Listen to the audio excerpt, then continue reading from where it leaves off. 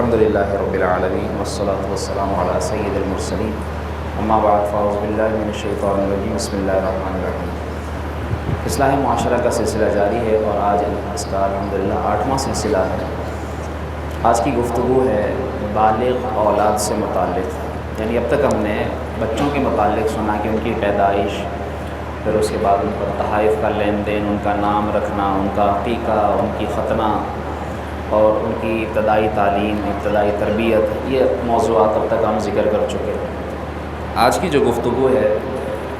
وہ ہے بالغ اولاد سے متعلق۔ اول تو یاد رکھیے کہ جب اولاد بالغ ہو جائے، ہونا تو یہ چاہیے کہ بلوغت کے احکام بھی باپ اپنے بیٹے کو سکھائے اور ماں اپنی بیٹی کو سکھائے، ہونا تو یہ چاہیے۔ لیکن ہمارا معاشرہ اس امر میں بھی بہت زیادہ کوتاہی کا شکار ہے، یعنی کوئی ایسا خوش نصیب ہی بیٹا یا باپ ہوگا کہ جب باپ نے بیٹے کو بٹھا کر تنہائی میں سمجھایا ہوگا کہ بیٹا یہ بلوغت کے مسائل پیش آتے ہیں، اور جس حیا کے ساتھ اور جس تمیز کے ساتھ باپ اپنی اولاد کو سمجھائے گا، شاید وہ اور کہیں سے اس طرح نہیں سیکھ سکے گا۔ اور یہ سکھانا بھی باپ کی ذمہ داری ہے یا تو استاد کی ذمہ داری ہے۔ اب ہمارے ہاں اول تو اگر دنیاوی ادارے دیکھے جائیں، دنیاوی تعلیمی ادارے، تو وہاں پر تو اس طرح کی جو ایجوکیشن، جس کو ہم یہ کہیں کہ بلوغت کے احکام، اول تو سکھائے نہیں جاتے، اور اگر سکھائے بھی جائیں گے یا جس انداز میں سکھائے جاتے ہیں، اگر وہ آپ معلوم ہو جائیں آپ کو، تو میں اور آپ اس سے پناہ مانگیں۔ یعنی بچے کو بجائے راہ پر لانے کے الٹی راہ پر لگا دیا جاتا ہے، اور اس طرح بچے کا مستقبل برباد ہو کر رہ جاتا ہے۔ تو اس اعتبار سے بھی ہمیں بڑی فکر کرنے کی ضرورت ہے کہ ہم بچوں کی خاص طور پر احکام بلوغت کی تعلیم کا خاص خیال رکھیں۔ اول تو باپ سیکھے، کسی اچھے دینی استاد سے یا مسجد کے امام سے یا جو یہ علم رکھتا ہو اس سے سیکھ کر جو ضروری احکام ہیں، سیکھنے کے بعد ظاہر سی بات ہے کہ بہت سی تعداد جو یہاں آپ لوگ بیٹھے ہیں تو اکثریت ایسے ہیں کہ جو ان مراحل سے گزرے ہیں، اور جب انسان بلوغت کے مراحل سے گزرتا ہے تو اس میں جسمانی تبدیلیاں بھی رونما ہوتی ہیں، اور خاص کر خواتین میں۔ تو شوہر بھی سیکھے اور جا کر اپنی بیوی کو سکھائے، اور بیوی کے ذریعے پھر وہ بیوی یعنی جو ماں ہے وہ اپنی بیٹی کو سکھائے۔ اسی طرح باپ خود سیکھ کر اپنے بیٹے کو یہ احکام جس طرح سکھائے گا اس طرح کوئی اور نہیں سکھا سکتا۔ جب لڑکے نوعمری کو پہنچتے ہیں، جب وہ نوجوان ہوتے ہیں اور پھر نوجوانی سے جوانی میں قدم رکھتے ہیں، تو یہ وہ تمام احکام ہوتے ہیں کہ جو ہم جب باپ نہیں سکھائے گا، یا اگر بڑا بھائی ہے وہ اپنے بھائی کو یہ چیزیں نہیں بتائے گا، اور پھر وہ تعلیمی ادارے یعنی دینی ادارے میں بھی کہیں نہیں پڑھے گا، تو پھر وہ اپنے دوستوں کے ساتھ ہی یہ چیزیں سیکھے گا، اور جب دوستوں کے ساتھ وہ اس طرح کی چیزیں سیکھتا ہے معاذ اللہ، تو پھر وہ برائی کے 100 دروازے کھلتے ہیں اور بچہ غلط راہ پر چل پڑتا ہے۔ اس لیے یہ فکر، یعنی میں اس کہنے میں کوئی شرم محسوس نہیں کروں گا کہ آج سے پہلے آپ کو کسی نے یہ باتیں نہیں بتائی ہوں گی۔ میرا یہ باتیں بتانے کا ممبر پر بیٹھ کر آپ کو مقصد یہ ہے کہ آپ اس تعلیم سے، اس علم سے، ان ضروری احکام سے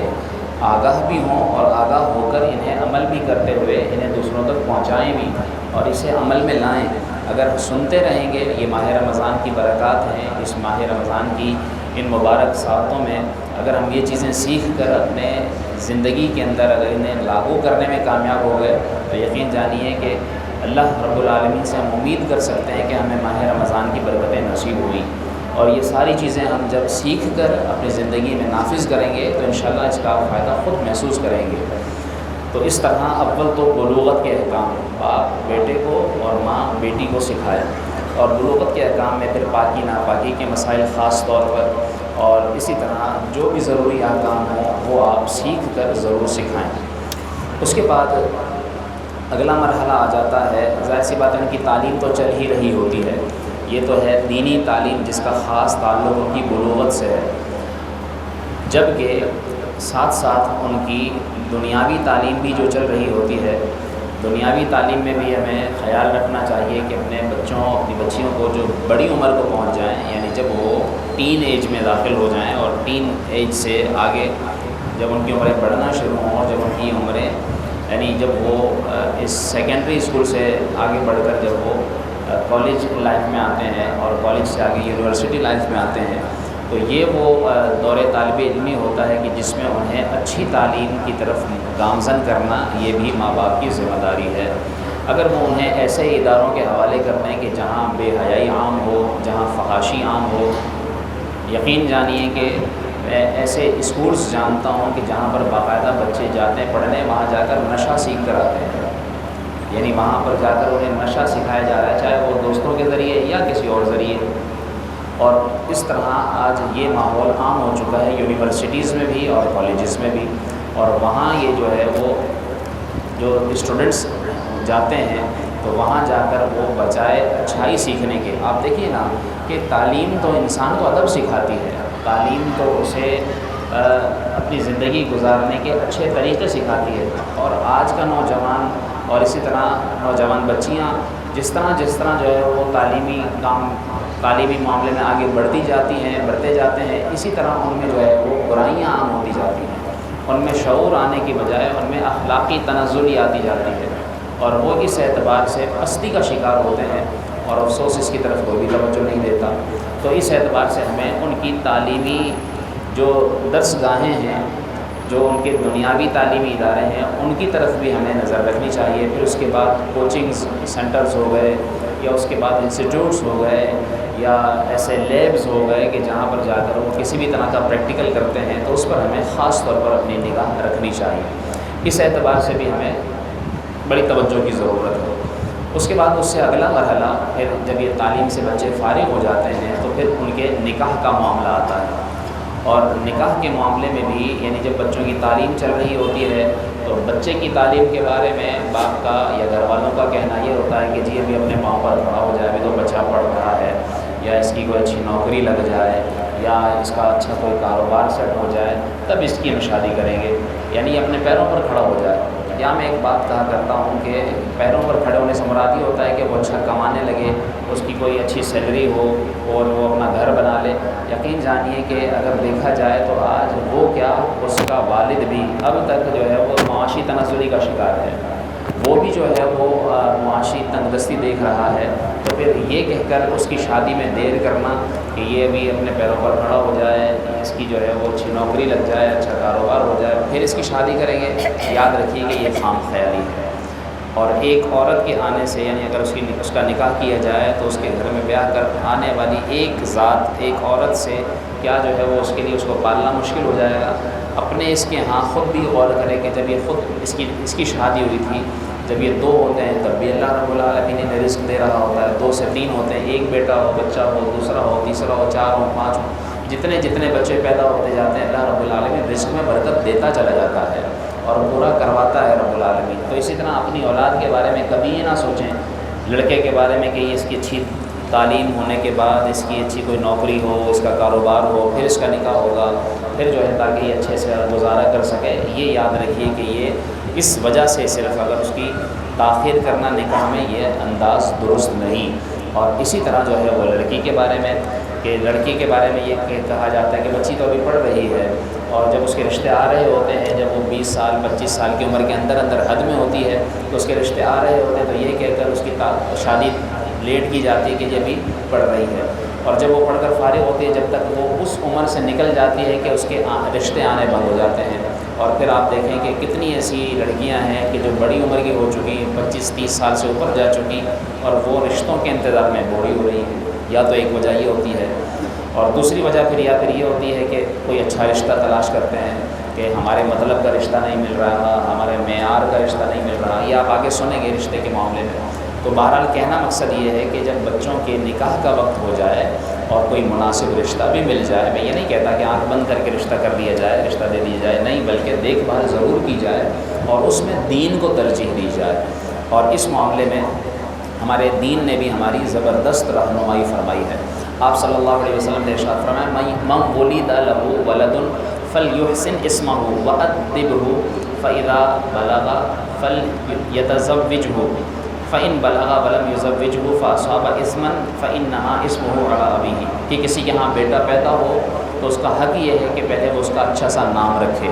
اچھا سا نام رکھنے کے بعد اسے چاہیے کہ اس کی بہترین تربیت کرے، جیسے میں نے کہا اس کو آداب سکھائے، اور آپ یہ سن رہے ہیں دروس میں جس طرح میں نے شروع سے کہا تھا کہ نام رکھنا یہ باپ کا حق ہے، اس کے بعد اس کو اچھے آداب سکھانا، اور آداب اس کے بچپن میں بھی اور اس کے بالغ ہونے کے بعد بھی یہ سارے آداب سکھانا یہ باپ کی ذمہ داری ہے۔ یہ رسول اللہ صلی اللہ علیہ وسلم نے بیان کیا۔ آپ صلی اللہ علیہ وسلم نے فرمایا 7 سال کی عمر میں سے نماز کا کہو، 10 سال کی عمر کا ہو جائے تو اس کو مار کر نماز پڑھاؤ، یہ سارا آپ صلی اللہ علیہ وسلم نے بیان فرمایا۔ اور پھر فرمایا جب وہ بالغ ہو جائے تو اسے چاہیے کہ اس کی شادی کرے، اس کا نکاح کرے، اور اگر بالغ ہونے پر وہ اس کی شادی کا انتظام نہیں کرتا اور وہ کوئی گناہ کر بیٹھتا ہے تو اس کے گناہ کا وبال اس کے والد کے سر پر ہوگا۔ ایسے ہی بچیوں کے بارے میں بھی رسول اللہ صلی اللہ علیہ وسلم نے فرمایا من بلغت ابنتہ 12 سنۃ، جس کی بیٹی 12 سال کی ہو جائے، ولم یزوجھا، اور وہ اس کا نکاح نہ کرے، یعنی آپ دیکھیے عرب میں یہ رواج تھا،